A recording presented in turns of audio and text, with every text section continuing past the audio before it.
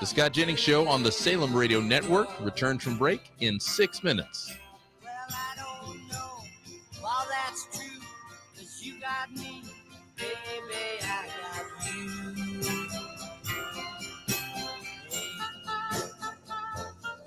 I got you, babe. I got you, babe. They say our love won't pay the rent, for it's earned. The Scott Jennings Show on the Salem Radio Network will return from break in 5 minutes and 30 seconds. I guess that's so we don't have a plot, but at least I'm sure of all the things we got. Babe, I got you, babe. I got you, babe. I got flowers in the spring. The Scott Jennings Show on the Salem Radio Network will return from break in 5 minutes. When I'm sad, you're a clown. And if I get scared, you're always around. Don't let them say your hair's too long. I don't care. You, I can't go wrong.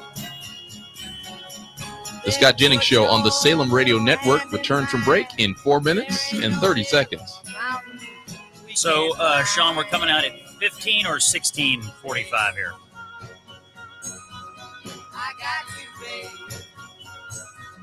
I got you, babe.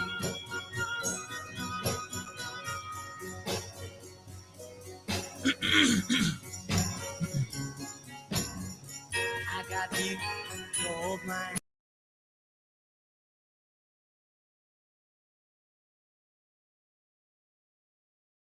I got you to talk with me.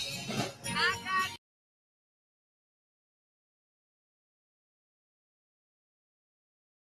I got you. I won't let go.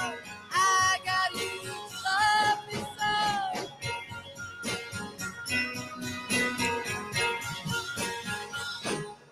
I got The Scott Jennings Show on the Salem Radio Network returns from break in 3 minutes and 30 seconds. I got you, babe. I got you, babe. I got you, babe.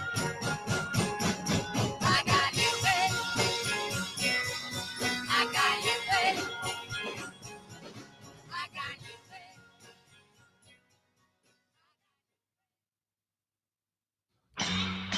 The Scott Jennings Show on the Salem Radio Network returns from break in 3 minutes. There's a man in the funny papers we all know. He lives way back a long time ago.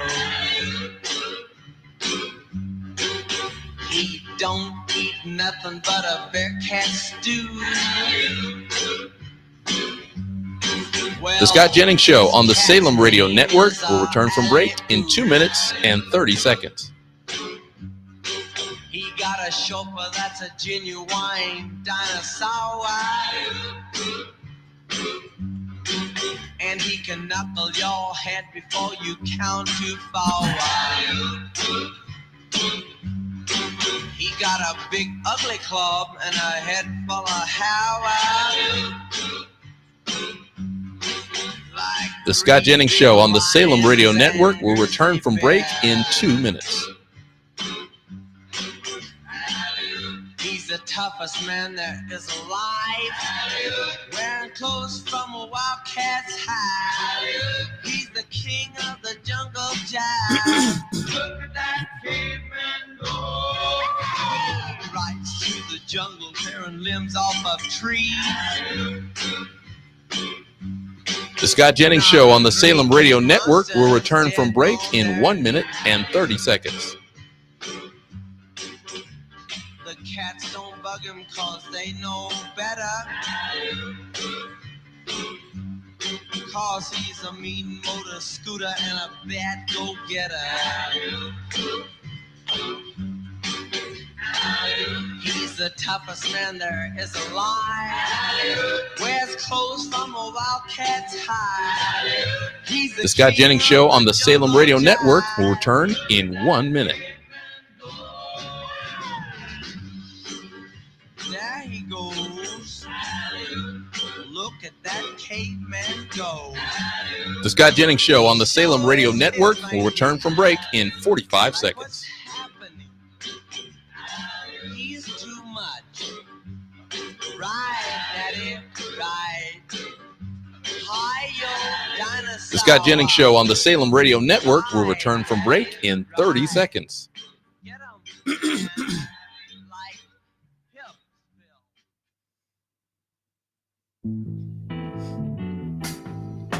The Scott Jennings Show on the Salem Radio Network will return from break in 15 seconds. The Scott Jennings Show on the Salem Radio Network will return from break in 5 seconds.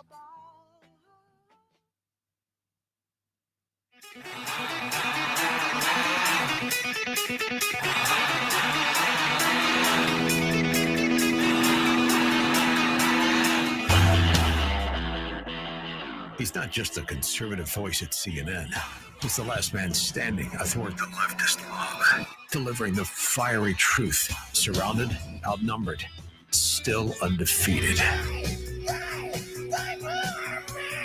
Fighting for free speech, Western civilization, and delivering common sense for the American people. Ladies and gentlemen, here's Scott Jennings. Monday, August the 11th. Common sense for the American people. It's the Scott Jennings Show on Salem Radio, coast to coast. You can pick it up on a stream anytime, scottjenningsshow.com. If you ever miss it, grab the podcast, Scott Jennings Show on Apple, Spotify, or wherever. We're streaming this thing also on the X platform every day at my handle, at Scott Jennings KY, Facebook and YouTube, same thing. Big show today, 222, Patrick Ruffini, who's a big-time Republican pollster, has some thoughts on how Apple's changes to its iOS operating system may degrade the quality of political polling. If you're a political junkie and you follow this stuff, you're going to want to listen to Patrick in a few minutes. At 2:33, Congresswoman Claudia Tenney from New York joins us to talk the latest in Washington. But first, to the news. And we lead with President Trump's common sense announcement this morning that his administration will take control of Washington, D.C.'s police department, and that the president is sending in the National Guard. Here's the commander-in-chief. I'm announcing a historic action to rescue our nation's capital from crime, bloodshed, bedlam, and squalor, and worse. This is Liberation Day in D.C., and we're going to take our capital back. We're taking it back. Under the authorities vested in me as the President of the United States, I'm officially invoking Section 740 of the District of Columbia Home Rule Act. You know what that is? And placing the D.C. Metropolitan Police Department under direct federal control, and you'll be meeting the people that will be directly involved with that. Very good people, but they're tough, and they know what's happening, and they've done it before. In addition, I'm deploying the National Guard to help reestablish law, order, and public safety in Washington, D.C., and they're going to be allowed to do their job properly. And you people are victims of it, too. You know, you're reporters, and I understand a lot of you tend to be on the liberal side, but you don't want to get mugged and raped and shot and killed. And you all know people and friends of yours that happened. And so you can be anything you want, but you want to have safety in the streets. You want to be able to leave your apartment or your house. Of course, because President Trump wants to reduce crime in Washington, D.C., the usual suspects are lining up to oppose him and portray Washington as a safe place. Anyone who lives there or visits regularly knows it is not. What are the facts? Well, here they are. D.C. has the fourth highest homicide rate in the United States, nearly 6 times higher than New York City, higher than Atlanta, Chicago, Compton. Vehicle theft in the district over 3 times the national average. There are repeated armed carjackings and violence by teenage gangs, and they have viciously beaten people on public transit and filmed it. Washington, D.C. has one of the highest robbery and murder rates among larger U.S. cities, with numerous assaults and robberies on congressional staffers and members of Congress. In May, 2 embassy staffers, the Israeli embassy staffers, you remember them, they were murdered. In June, a congressional intern was fatally shot near the White House. Just days ago, a Trump administration staffer was mercilessly beaten by a violent mob. Just last month, a D.C. police commander was suspended for manipulating crime data to make crime seem lower than it actually is. The D.C. Police Union says this practice is widespread. Cooking the books on crime stats? Well, seems like it. The D.C. media folks are pushing the crime is down narrative. Well, they know it's not true, but they just can't help it, taking their shots at President Trump. There have been nearly 1,600 violent crimes this year, over 15,000 total crimes, 10,000 thefts in Washington this year alone. Oh, the current police chief in Washington, Pamela Smith. Well, let me read you this line from her biography from the D.C. police website. Smith joined the department in May 2022 as the chief equity officer.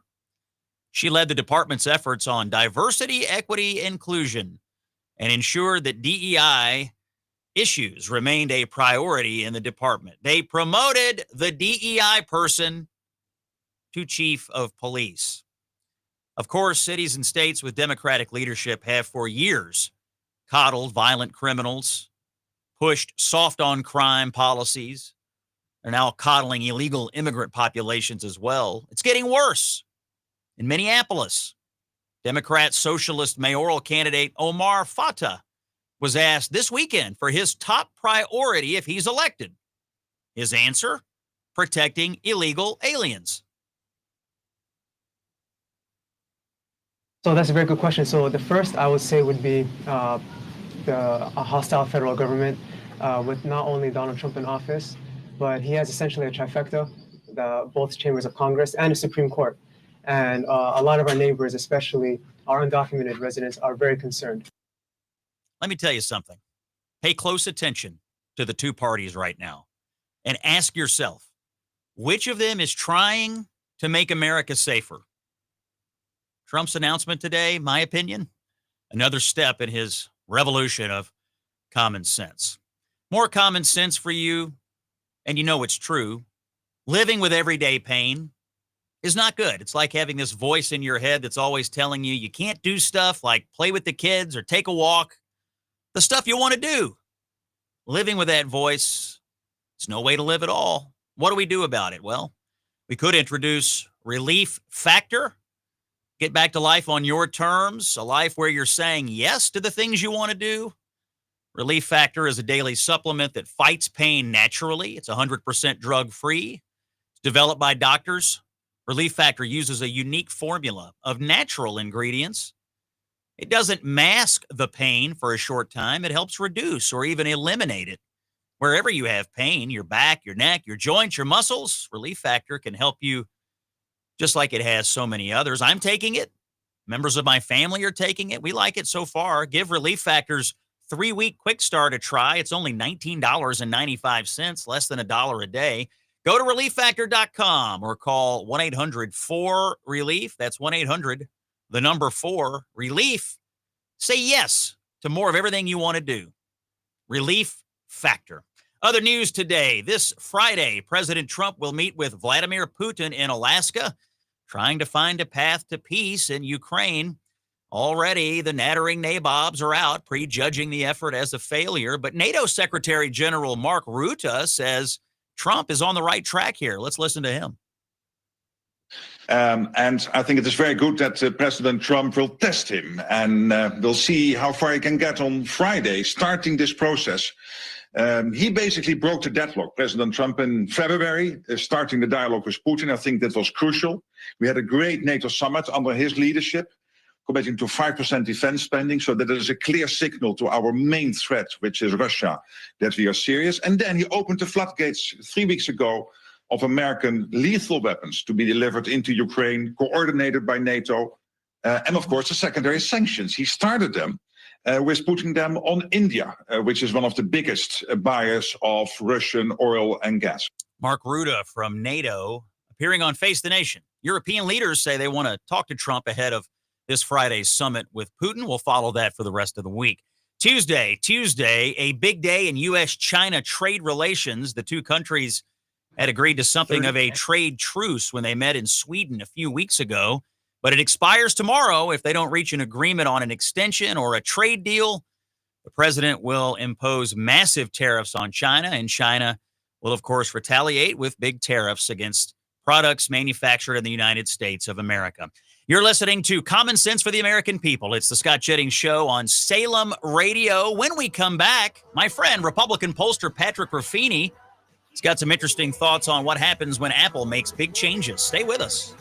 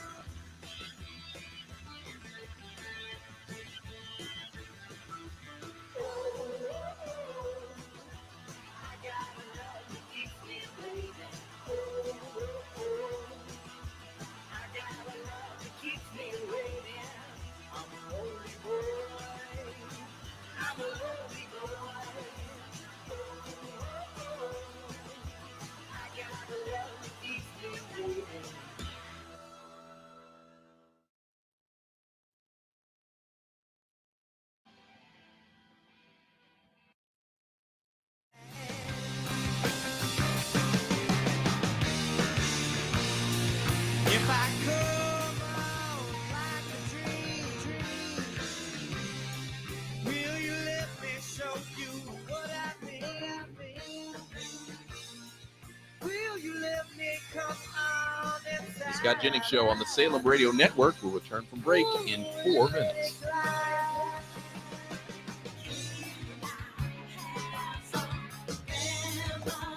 All I want is a remedy for all of the things ever me. Ooh, I would take a look. The Scott Jennings Show on the Salem Radio Network returns from break in 3 minutes and 30 seconds.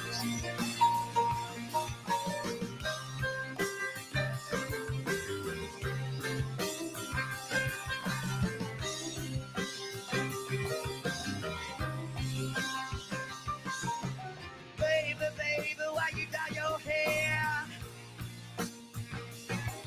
Why you always keep with your mother's hair? The Scott Jennings Show on the Salem Radio Network returns from break in 3 minutes. Tell me, did the other children's going on you?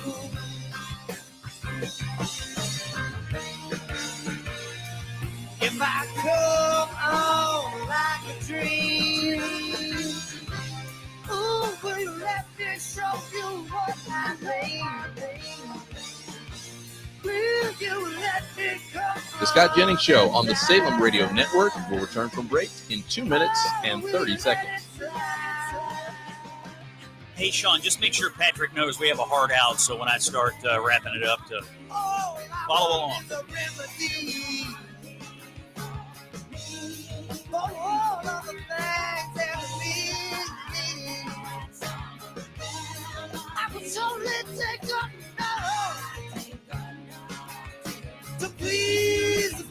The Scott Jennings Show on the Salem Radio Network will return from break in 2 minutes.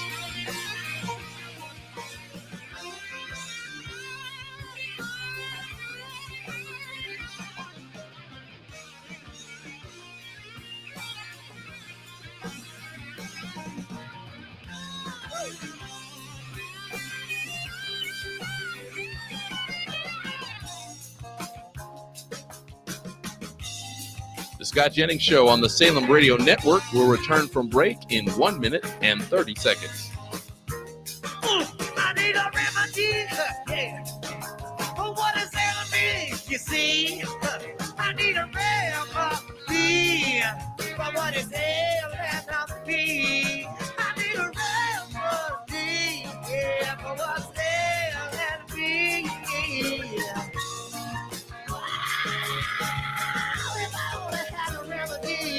The Scott Jennings Show on the Salem Radio Network will return in 1 minute.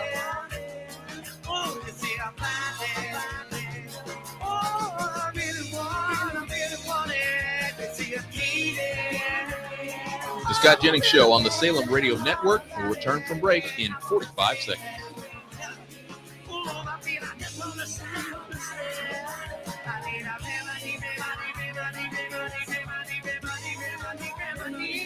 The Scott Jennings Show on the Salem Radio Network will return from break in 30 seconds.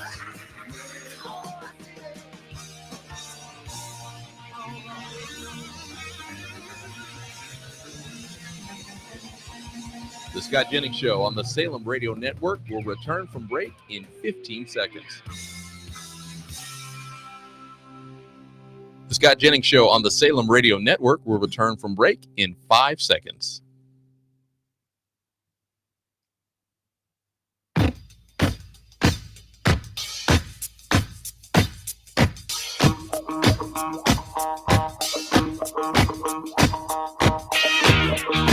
Fighting for free speech and Western civilization. This is the Scott Jennings Show.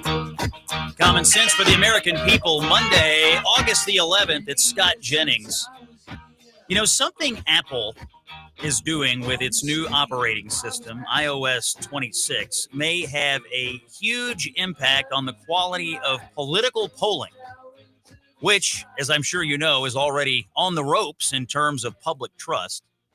In iOS 26, your phone will move calls and texts outside of your close contacts to an unknown senders tab.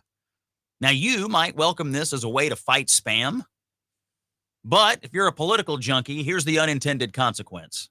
It will be harder for pollsters to reach a representative sample of Americans, which, of course, will make the polls even worse. My guest is Patrick Ruffini of Echelon Insights, a big-time and highly respected Republican pollster. Patrick, you're tracking this issue. What say you? Is iOS 26 going to ruin your profession or what?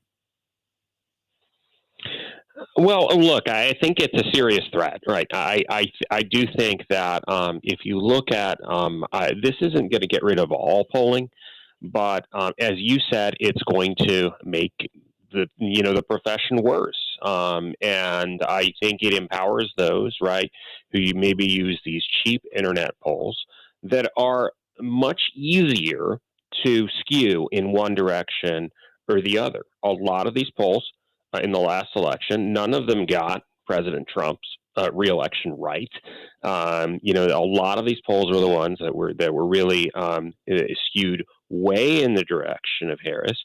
And these are polls that I think will be used, I think, to create a false narrative around election season. So while you may not like all the text, and I sympathize with a lot of that, and I think there are solutions to a lot of the bad actors that are out there. Really stopping the good guys from just giving you the truth about what people think and what they don't think isn't the way to go about things. Patrick, the quality of the polls nationally versus the quality of the polls you might get in a state or in a location. Talk to me about those differences. I mean, I think you could probably do okay nationally with some of the other methods for collecting information, but at the state and local level, so a Senate race, a governor's race, a mayor's race, are these the races where the polls would become even worse if you can't do this kind of data collection on cell phones? That's right. You simply can't reach a sample online in these states and cities, you are predominantly either calling people or you're texting people. I mean, texting is something I think that's a lot better in many ways than keeping you on the phone for 15 minutes. You can take it at your own pace, but we do need to, I think in order to reach the entire segment of the population, right? Not just, somebody who signs up and not just somebody who, is ultra liberal, ultra partisan, these are oftentimes the kinds of people who like to sign up for these things. We need to, reach middle America. We need to reach into those places that aren't normally reached, and talk to folks, right? And text folks and, give everyone the opportunity to participate, but especially in these local races, right? It's very important to do that. Otherwise, you're just not going to see the polls, right? And it's basically going to mean you're going to have a political establishment that isn't going to be held accountable, is going to basically do what they want because no one is holding them to account. Nobody's reporting on exactly what people think in a very unbiased way. Patrick, we've got about 30 seconds. Give me your handicapping, pollsters handicapping right now on the 2026 midterm. Are Republicans where they need to be in order to retain majorities in the House and the Senate? Are they running a little behind? What's your assessment right now, just in the data that you see? I think they're ahead in the Senate. The House is a jump ball. We'll see what happens with redistricting in Texas, but this is not 2018, Scott, all over again. The president's approval ratings are much higher than they were at this point in the 2018 cycle. So I think it's anyone's ball game in the House. I still think Republicans have a definite advantage in the Senate, where it'd be based on where the playing field is. That's my friend, Patrick Ruffini. His firm is Echelon Insights. Sees a lot of data, takes a lot of polls. We'll check in with him throughout the 2026 midterm as we head towards next November's elections. He's author of the book, by the way, named Party of the People, which was once called the book that predicted the 2024 election. If you're into political polling and stuff, I would recommend you check out Patrick. He also does an interesting newsletter that gives you a lot of great information if this stuff is something that floats your boat. You're listening to Common Sense for the American People. It's the Scott Jennings Show on Salem Radio. We're going to take a break, and when we come back, Congresswoman Claudia Tenney of New York joins us for all the latest news in Washington. Stay with us. Leaving the leftists saying hamina, hamina, hamina. Yeah, this is the Scott Jennings Show. New York Groove.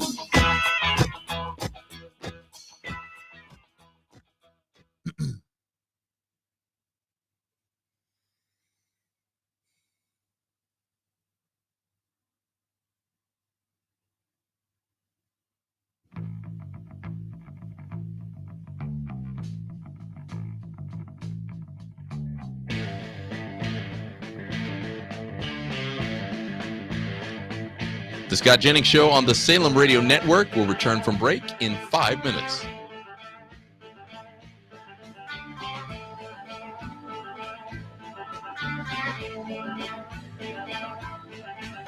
Run down. I've been lied to. And I don't know why I let that mean woman make me a fool. She took all my money. The Scott Jennings Show on the Salem Radio Network return from break in 4 minutes and 30 seconds. Now she's with one of my good time buddies. They're drinking in some crosstown bar. Sometimes I feel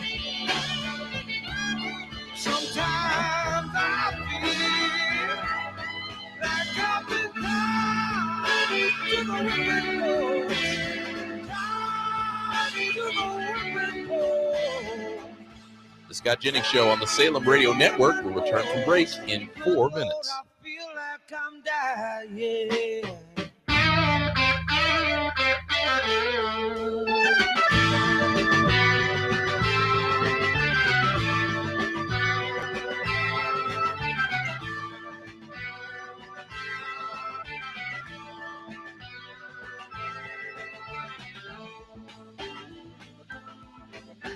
The Scott Jennings Show on the Salem Radio Network returns from break in 3 minutes and 30 seconds.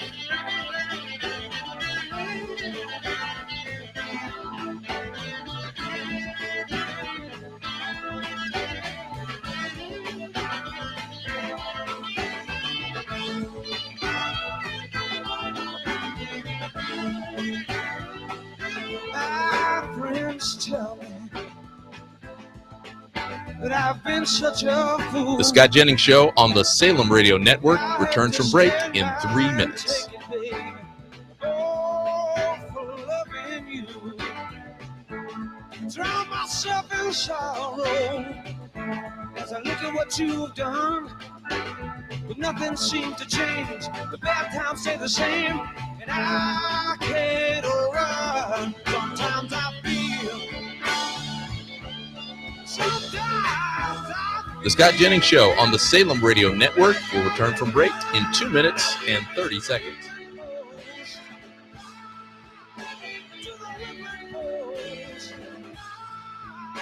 To the whipping post. Good Lord, I feel like I'm dying.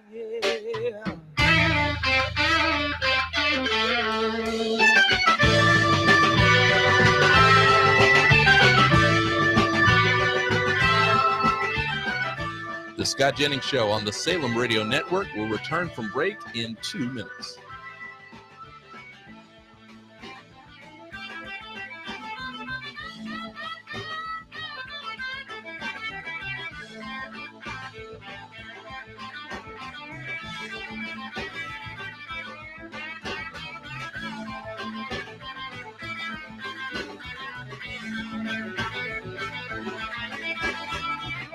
The Scott Jennings Show on the Salem Radio Network will return from break in 1 minute and 30 seconds.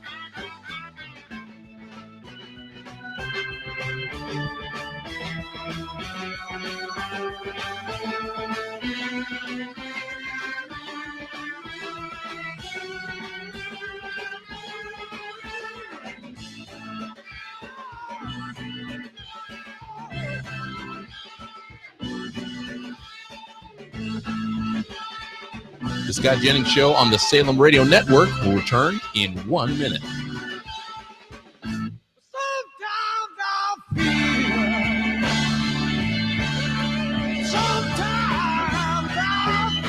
The Scott Jennings Show on the Salem Radio Network will return from break in 45 seconds.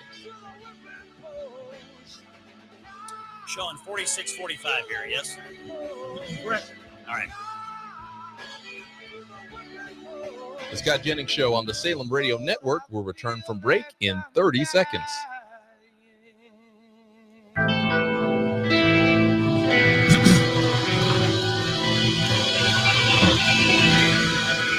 The Scott Jennings Show on the Salem Radio Network will return from break in 15 seconds. The Scott Jennings Show on the Salem Radio Network will return from break in 5 seconds.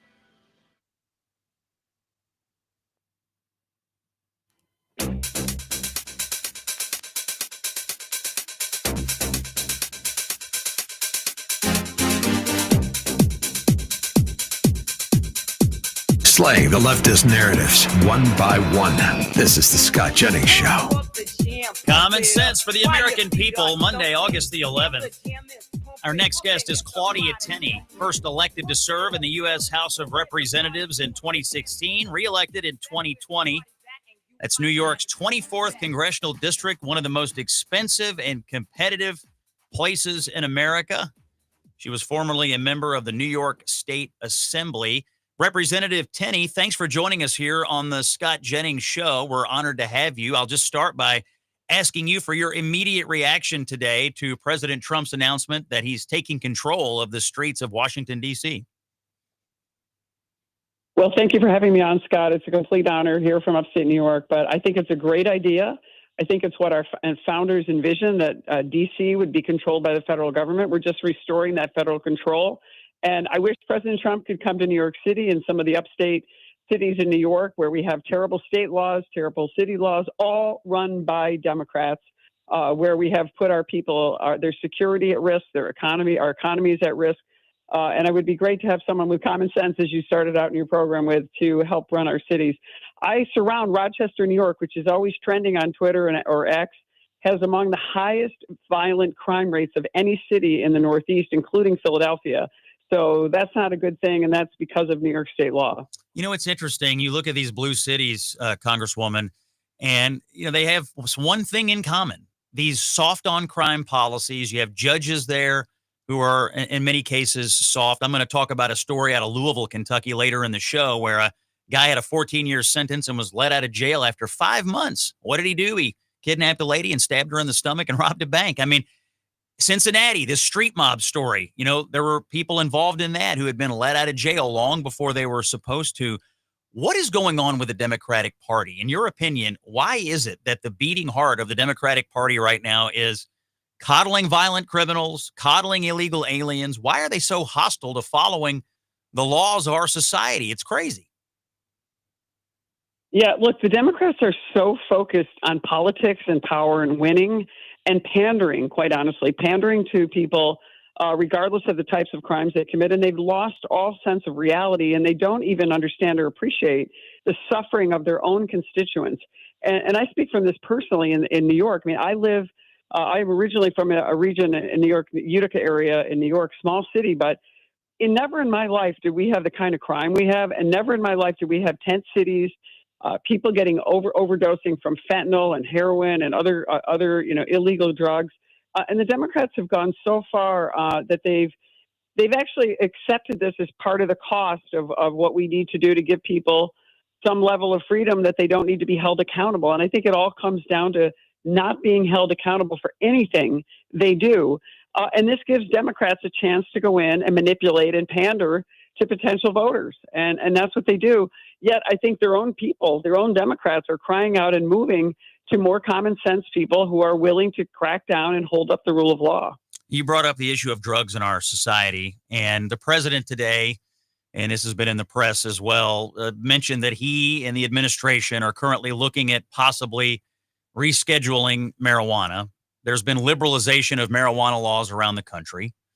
If you've been to New York City, or Denver, or some of these places, Washington, D.C., what's your view on this? My personal view, and look, I love the president. I'm a supporter of the president. I strongly hope he considers what this is doing to our society. I think it's a terrible thing. The liberalization of this, the normalization of it, I think has been a terrible thing, and it leads to other bad outcomes. But I'm interested in your view, Congresswoman. Yeah, and I agree with you 100%, Scott. I love the president. I think he's always looking for sort of middle-of-the-road solutions. He reminds me of a judge. My dad was a judge, always trying to find a solution somewhere. But I agree with you. I think that it's very dangerous to go down the road of just allowing marijuana and drugs that have become much more powerful and much more, I think, more addictive. Everyone knows it's a gateway drug. It has been proven over and over. And it's interesting. There are studies that show that marijuana usage actually does more damage to the brain and the development of the brain than even some of the more illicit drugs that are illegal, like cocaine and heroin and others, because it also creates this lack of productivity in people. And it makes it very difficult for someone like me, who's a small business owner, who has to have insurance and has to have people show up for work. The recovery time for marijuana is also lagging at times. And you have people that, we can't get insurance if we allow people with a Schedule I drug to be able to come and work and operate machines, operate vehicles, do our deliveries. I mean, this has got a huge impact on the productivity President Trump's trying to see in America, bringing jobs here and getting people back to work.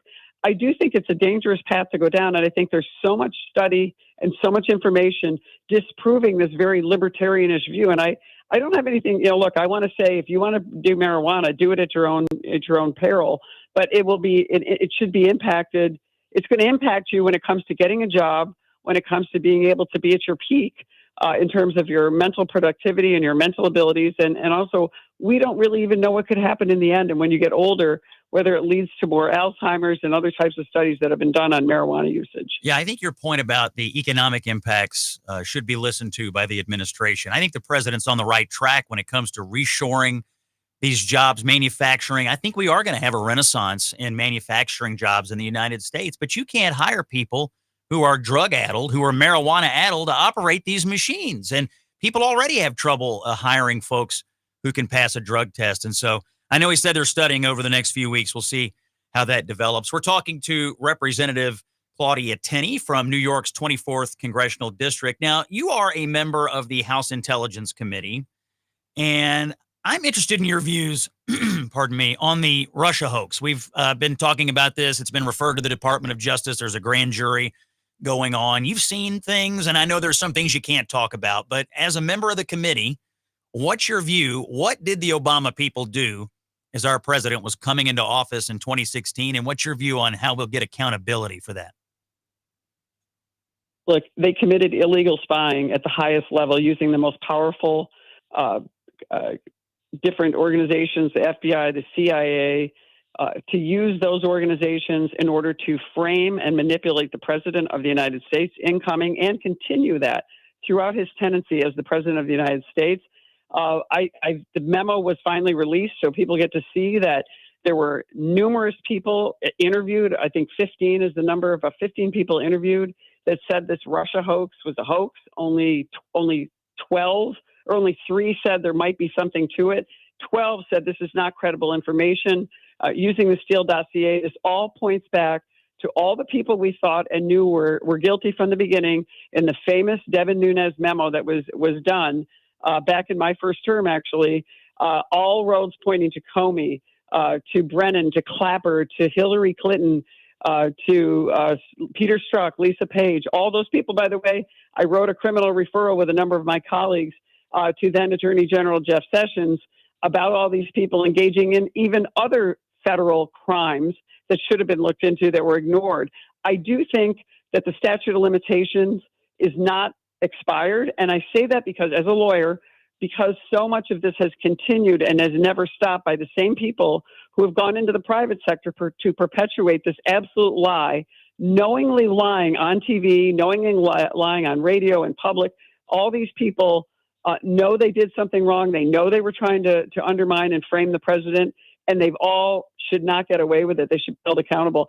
And people can read that. That was released finally by the Intelligence Committee, completely debunking the Russia narrative. And I think this is really important to restore credibility to our agencies. And this, we have to clear these people out of serving in our military, serving in the CIA, serving in the FBI, serving in important, sensitive positions in our government, because we cannot go forward with any kind of credibility that we need going into the future with really important, really strong technological adversaries like China, India, and others that have really are beating us, or at least coming close to us in this race.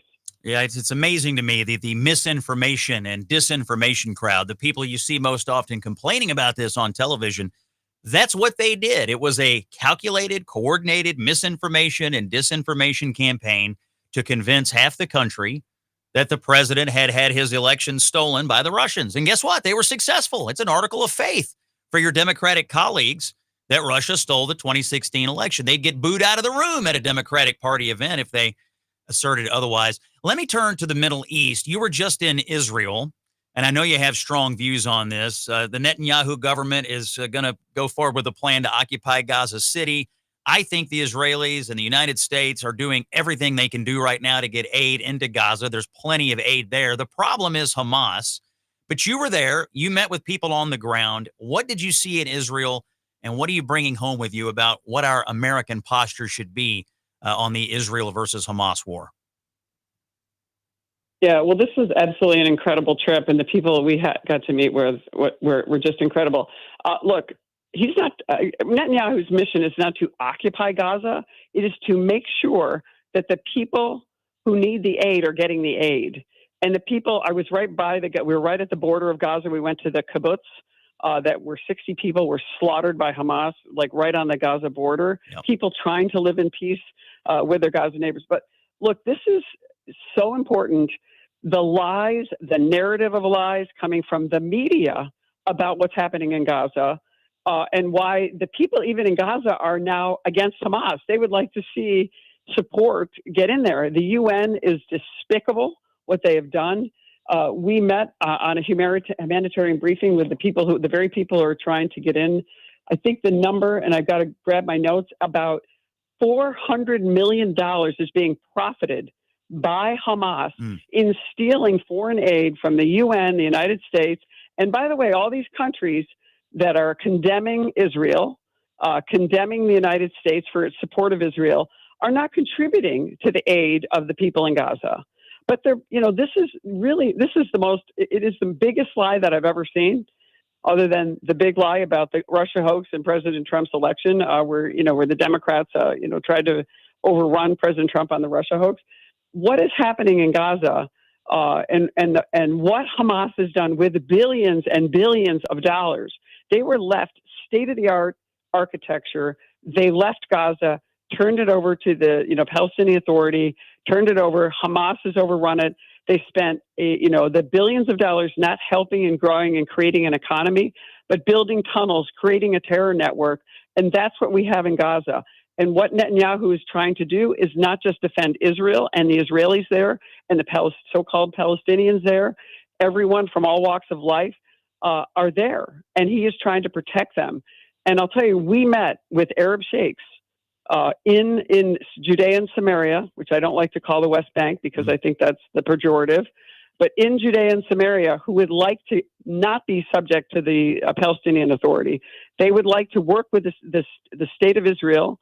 They'd like to create an Emirates of a sort with a certain kind of quasi-sovereignty status and get rid of the Palestinian Authority, who they view as corrupt, and they view as actually, organized crime organization.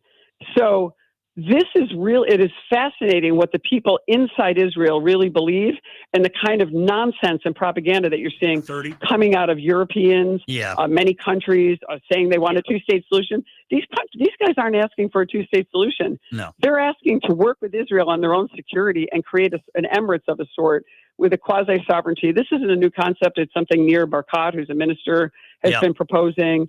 And we met with those Arab sheikhs to talk to us about how they're being They need our help by the Palestinian Authority. They need the president's need our help, leadership very here. They much need so. our help, and we need peace in the Middle East. Congresswoman Claudia Tenney from New York, thank you for joining us. Coming up, talking about a crime story in Louisville. You don't want to miss it. Scott Jennings on Salem.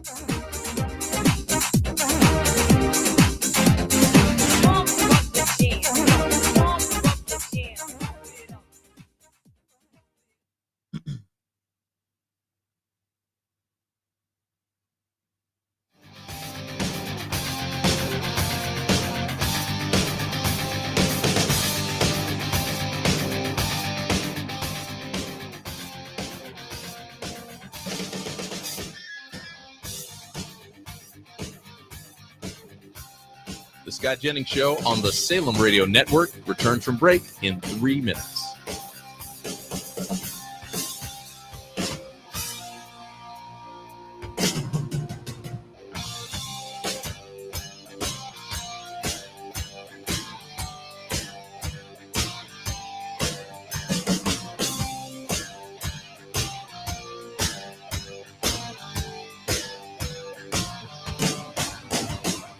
The Scott Jennings Show on the Salem Radio Network will return from break in 2 minutes and 30 seconds. So 5606. 5605, yeah. 05. Sorry. No, I need that extra second. We need it. Okay, you can have We it. need it.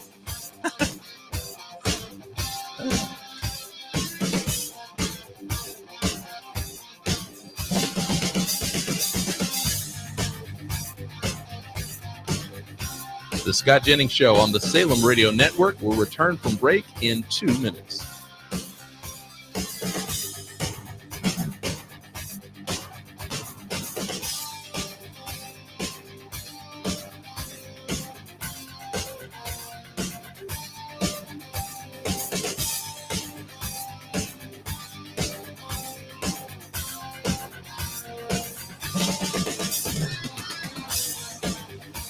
The Scott Jennings Show on the Salem Radio Network will return from break in 1 minute and 30 seconds.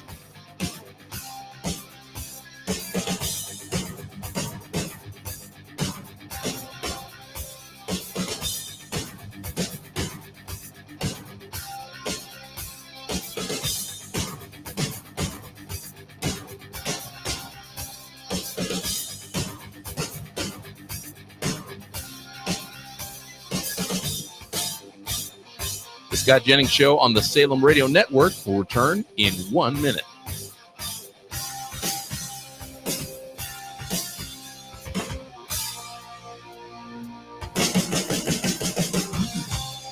The Scott Jennings Show on the Salem Radio Network will return from break in 45 seconds.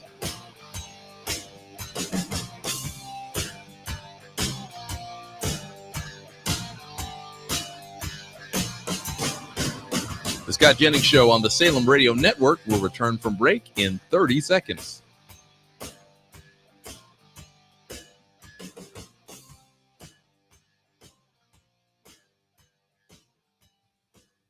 The Scott Jennings Show on the Salem Radio Network will return from break in 15 seconds. The Scott Jennings Show on the Salem Radio Network will return from break in 5 seconds.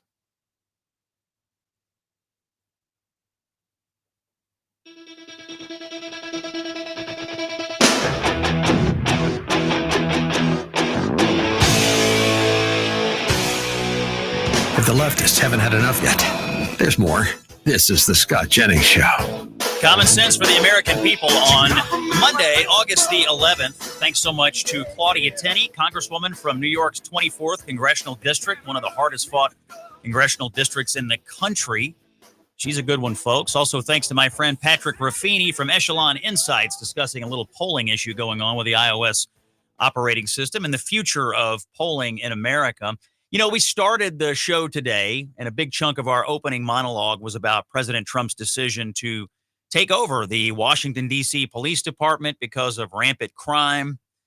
And he's bringing to light a big story, which is that in blue cities and in blue states across this country, crime is a real problem. No matter what you hear on your television today, and all the usual suspects are already out. Crime is down. Crime is down. They know it's not true. They know it's not safe. And they know that in blue cities and in blue states across this country, soft on crime Democrats have instituted policies that are making your neighborhood unsafe. One of them is Louisville, Kentucky. I live near there, went to college there. There's a Democratic mayor in Louisville, has been one for years, and there is a Democratic governor named Andy Beshear. You may have heard of him. He wants to run for president. He presents himself as a moderate, can't we all just get along type. But here in this story in Louisville, you need to know it's going to be a problem for Beshear's presidential campaign.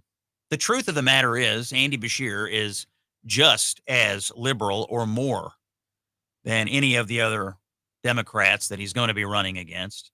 He's liberal on trans issues. He's liberal on most cultural issues. And he is soft on crime. Here's the story. On Friday, police in Louisville say a man named Armand Langford, 32 years old, kidnapped a mother and her two kids, forced her to drive him to a bank, robbed the bank, and stabbed the mother in the abdomen before running away. He's a bad person. In fact, he had previously been sentenced to 14 years in prison in 2024 for other crimes. 2024? Well, that was just last year, not 14 years ago. How, pray tell, did this man get out of jail? Because he only served 5 months of a 14-year sentence before being released by a local judge named Jessica Green. All right, Judge Green, how did you get on the bench? Why is this person who lets out violent criminals after 5 months of a 14-year sentence serving as a judge? 2 words, Andy Beshear. The governor of Kentucky originally appointed her to the bench. She was a local Democratic politician, then she became a judge, thanks to Andy Beshear. Let's listen to Wave Television in Louisville describe the man that Andy Beshear's judge put back on the streets of Louisville to terrorize its citizens. Here's Wave TV.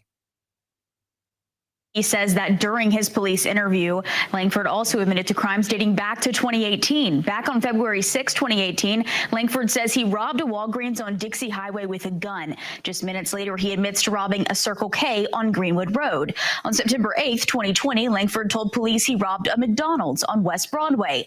In that case, he pistol whipped a bystander.